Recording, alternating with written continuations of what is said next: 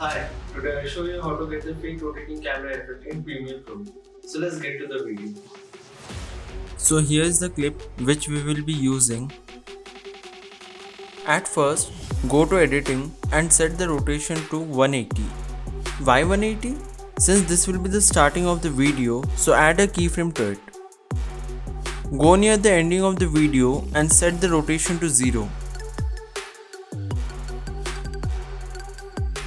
As you can see, we got the rotation effect, but we need to fill the black parts also.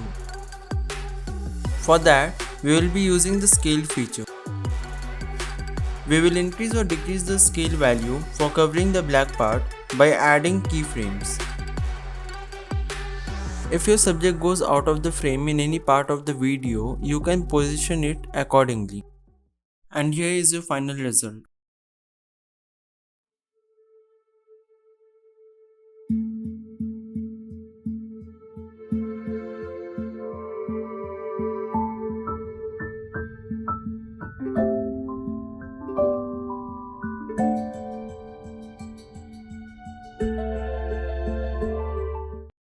If you learned something new, do give this video a thumbs up and don't forget to subscribe my channel.